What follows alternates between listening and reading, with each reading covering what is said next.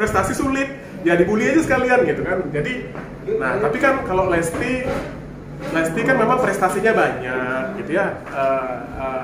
Kalau yang lain-lain itu bonus lah. Kontroversi itu bonus.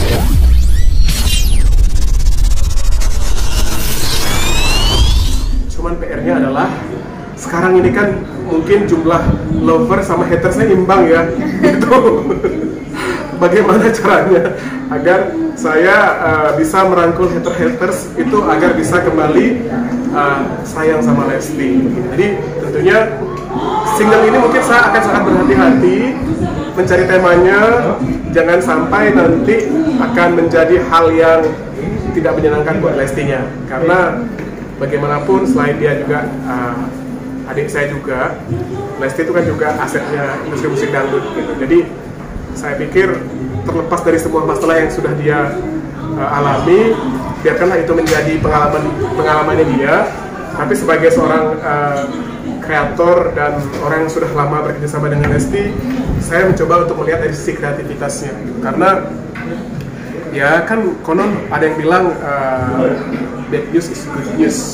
Jadi saya rasa semua kontroversi yang ada pada Lesti itu membuat dia semakin besar sih. Selama dia masih terus aktif berkarya, itu aja selalu saya pesan sama Lesti. Sebenarnya Lesti nggak bercerita, kita udah tahu lah ceritanya seperti apa. Mungkin ada yang tidak tahu di pabrik, cuma tinggal bagaimana saya mengemasnya agar bisa juga minta tolong dia, kan dia permasalahan hidupnya juga banyak gitu ya. Tinggal sekarang tinggal pemilihan tema yang tepat, musik yang tepat, dan insya Allah dalam waktu dekat, dekatnya itu bisa dekat banget atau deket aja gitu. Jadi tungguin aja, nanti begitu tiba saatnya bisa langsung mampir ke sini misalnya ya. Ini case mungkin gini, untuk beberapa penyanyi yang memang sering curhat dan deket sama saya gitu. Misalnya kayak Edi Susan, kayak Mbak Inul gitu ya, kayak Lesti, itu memang sering sedikit banyak kadang-kadang ada relate-nya lah gitu. Tapi juga ada yang beberapa yang tidak perlu cerita, udah tahu semua kita ceritanya ya, kayak King Nasar gitu, kayak DP gitu ya. Ya itu itu nggak perlu cerita, biasanya udah tahu ceritanya seperti apa. Nah tapi kalau yang seperti Selfie biasanya kita ngobrol, kita mau bikin apa ya gitu. Karena saya rasa Selfie ini salah satu penyanyi yang cukup jenius gitu. Dia punya visi-visi, dia punya ide-ide yang memang perlu ditangkap juga, sehingga nantinya akan bagus buat karya-karyanya, juga bagus untuk industri musik dangdut keseluruhan. Karena saya rasa kita perlu orang-orang yang visioner seperti dia agar musik ini jadi lebih bervariasi, gitu. Nggak hanya monoton di sana-sana aja. Nah, sebenarnya dibilang menghilang juga enggak ya, mungkin agak jarang intensitas di TV-nya, tapi kan masih sering menang award kan. Di tiap award dia menang, artinya sebenarnya penontonnya masih bagus gitu. Terus kalau untuk saya tadi saya bilang, oke, kemarin banyak dengan permasalahan pribadi gitu ya, ya sudah gitu, maksudnya orang tuh saya pikir sebagian besar dari kita suka Lesti itu karena suara dan karyanya, bukan semata-mata adalah dengan pemberitaannya. Pemberitaan kan lebih ke bumbu-bumbu ya gitu. Terus begitu dibumbu-bumbui teman media juga seneng kan, jadi rame gitu. Jadi saya rasa itu bagian dari entertaining lah, gitu, maksudnya entertainment. Dan tapi kalau saya ngobrol ke dia lebih kepada oke, apapun yang terjadi di sekitar kehidupan kamu, yaitu adalah bunga-bunganya karirnya kamu itu perlu. Ya, pemberitaan perlu, kontroversi perlu, tapi yang paling penting lagi adalah karena dia penyanyi. Dari awal dicintai sebagai penyanyi adalah karyanya. Itu sih. Pada saat banyak orang yang tidak mungkin agak kesel sama dia, begitu dia keluar karya yang bagus, saya yakin pada akhirnya kembali mencintai Lesti. Ini bukan saya sih gini, ya momentum ya, tapi kalau sifatnya momentum itu merugikan rekan kerja saya juga enggak. Misalnya kayak lagu yang kemarin yang mau saya rilis, sebenarnya kalau kemarin saya rilis duluan tuh pasti udah meledak sekali gitu. Cuma saya minta juga kepada label, ya kita sih mencari momentum, tapi jangan sampai juga terkesan memanfaatkan itu. Jadi justru saya minta di hold dulu aja, karena jangan sampai sebuah karya itu besar terus merusak pribadi dan privasi daripada penyanyinya, nggak mau juga gitu. Karena Lesti itu kan bukan penyanyi yang hanya sekedar menyanyikan karya-karya saya. dia juga sudah seperti adik dan family gitu. Jadi selain menjaga karyanya, saya juga pasti menjaga hubungan baik dan perasaan dia dan keluarganya. Jadi termasuk untuk lagu yang mungkin yang sedang dikerjakan, saya pasti jagain banget bagaimana caranya agar lagunya ini nantinya semacam kayak apa ya, fans-fansnya jadi paham sebenarnya apa sih yang dirasakan oleh seorang Lesti sehingga dia mengambil keputusan yang kontroversial. Mungkin itu. Artinya lagu ini bercerita tentang itu. Mungkin in a good ways, dari sisi yang baik. Artinya entah tentang apa gitu ya. Tapi mungkin tentang semua yang sudah terjadi. Coba saya rangkum dari sudut pandangnya Lesti gitu. Karena saya tentunya akan banyak diskusi terkait lagu ini gitu, karena agak hati-hati yang ini kayaknya ya saya pikir ya. Secara musik? Kalau secara musik mah dia sudah beberapa tahun ini selalu menjadi musisi terbaik. Tahun ini dia menang Annie Award dan beberapa award yang lain. Saya sudah tidak ragu sih kalau terkait dengan musikalitasnya dia ya gitu. Jadi pastinya saya tetap ingin melibatkan rekan-rekan terbaik dalam proses pekerjaan saya sih. Jadi secara musik bisa dibocorkan kalau yang lagu akan ada koplo loh, saya benar koplo. Sebenarnya musik kan kalau pekan kan pasti lebih sih koplo enggak. mendayu-dayu ya. Kalau dan pasti dalu. Maksudnya nggak berani juga terlalu banyak. Iya, coba bongkar kalau berani. Pokoknya nanti tunggu kita aja.